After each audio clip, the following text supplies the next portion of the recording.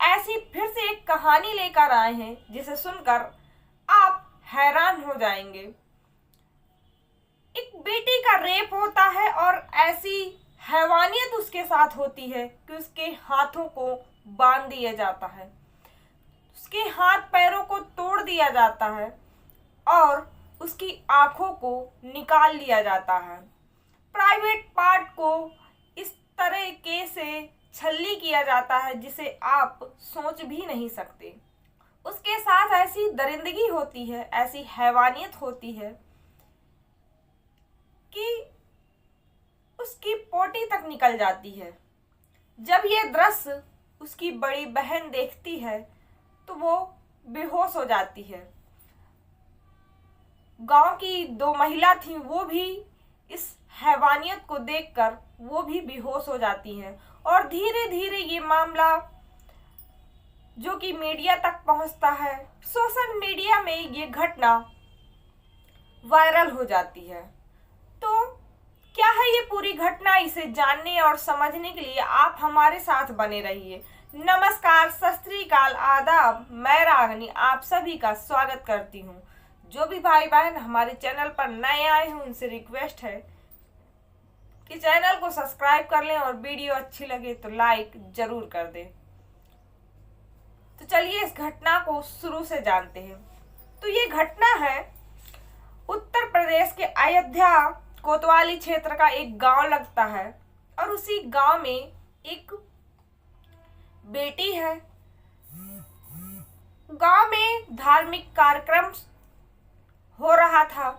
बेटी ने अपने घर वालों से कहा कि मुझे धार्मिक कार्यक्रम में जाना है। घर वालों ने भी उसे मना नहीं किया क्योंकि वो अधिकतर घर से अकेले जाती थी और आ जाती थी, इसीलिए घर वालों ने उसे रोका टोका नहीं। वो लड़की जो कि धार्मिक कार्यक्रम के लिए रात 30 जनवरी को धार्मिक कार्यक्रम के लिए गई हुई थी।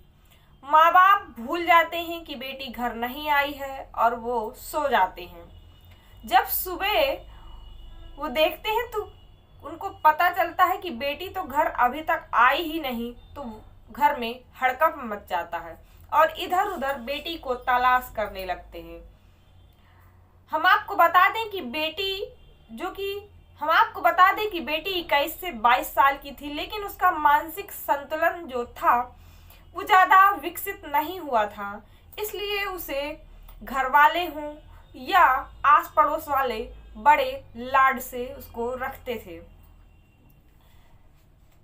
घर का वो सारा कामकाज करती थी, लेकिन उसका मानसिक संतुलन जो कि उतना ज़्यादा सही नहीं था जितना सामान्य रूप से होना चाहिए था।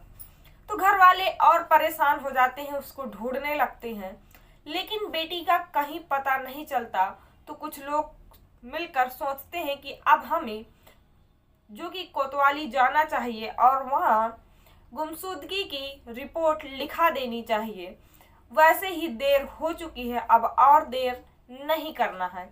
तो कुछ लोग मिलकर, परिवार वाले और मोहल्ले वाले मिलकर जो कि कोतवाली जाते हैं वहाँ अपनी बेटी की गुमशुदगी की रिपोर्ट लिखाने के लिए।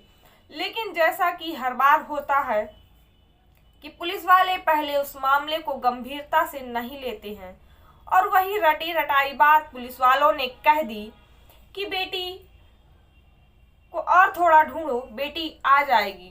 31 जनवरी का दिन गुजर गया, रात गुजर गई, बेटी घर वापस नहीं आई। सारा दिन रात घर वालों ने बेटी को देखा, तलाश किया, ढूंढा, लेकिन वो कहीं नहीं मिली। 1 फरवरी को जो कि कुछ लोगों को प्राथमिक विद्यालय है उसके बाथरूम के बाहर कपड़े दिखाई दिए। जब उन कपड़ों को देखा गया तो पता चला कि ये कपड़े तो उसी लड़की के हैं और जो कपड़े थे वो खून से लथपथ थे और खून के छींटे धब्बे देखते हुए ये अंदाजा लगाया गया कि ये धब्बे किस तरफ जा रहे हैं और उन्हीं धब्बों का पीछा करते हुए सारे लोग इधर उधर फैल गए और वहीं पास में खेत था। करीबन 500 किलोमीटर दूर एक सूखा नाला है और उसी झाड़ियों में लड़की की बॉडी मिलती है, जिसे देखकर सारे लोग परेशान हो गए। उसके हाथ पैरों को तोड़ दिया गया था, जो भी प्राइवेट पार्ट हो उनसे बहुत सारा खून बह चुका था। उसकी आंखें नोच ली गई थीं। ये हैवानियत देखकर हर कोई परेशान हो गया।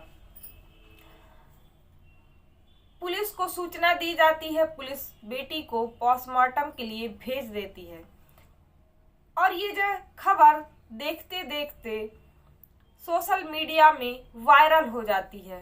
अब जो न्यूज़ वाले हों, रिपोर्टर न्यूज़ वाले, अब इस बात को, इस घटना को कवर करने में लग जाते हैं। वहीं पास में ही जो कि सांसद उनको खबर लगती है, वो आते हैं, इस पूरी घटना को जानने की कोशिश करते हैं। जानने के बाद वो तुरंत प्रेस कॉन्फ्रेंस बुलाते हैं और वहाँ पर वो बेटी की जो दर्द भरी कहानी थी उसको बयां करते करते उनके आंसू निकल आते हैं और वो कहते हैं कि इस मुद्दे को हम जरूर उठाएंगे। जब सीसीटीवी के माध्यम से पुलिस वाले छानबीन करते हैं तो 3 लोगों को वो पकड़ते हैं, जिनमें से एक का नाम है दिग्विजय, दूसरे का नाम है विजय साहू और तीसरे का नाम है हरिराम। इन तीनों को गिरफ्तार करती है। पता चलता है कि ये तीनों मजदूर हैं, कभी पेंट का काम तो कभी मजदूरी, ऐसा ये काम करते हैं। और उस रात ये काफ़ी नशे में थे। इन्होंने शराब पी रखी थी और उसी नशे में इन लोगों ने बेटी के साथ ऐसी दरिंदगी की। इस बेटी की दरिंदगी देखकर लोग निर्भया केस से भी इसको जोड़ रहे हैं और अपील कर रहे हैं सरकार से, कानून से, कि जो कि इन तीनों दरिंदों को सख्त से सख्त सजा मिलनी चाहिए और सजाएं मौत से कम कुछ नहीं। परिवार वालों का रो रो कर बुरा हाल है। बेटी की इस हालत पर वो लाचार हैं। तो ये कहानी हमने आपको पूरे विस्तार से समझाने की कोशिश की है। इस कहानी पर आपकी क्या राय है, आप हमें कमेंट सेक्शन में ज़रूर बताइएगा। और अगर आपको ये कहानी अच्छी लगी तो लाइक ज़रूर कर दीजिएगा। तो आज की कहानी में बस इतना ही। मिलते हैं एक नई कहानी में एक नई जानकारी के साथ। तब तक के लिए जय हिंद।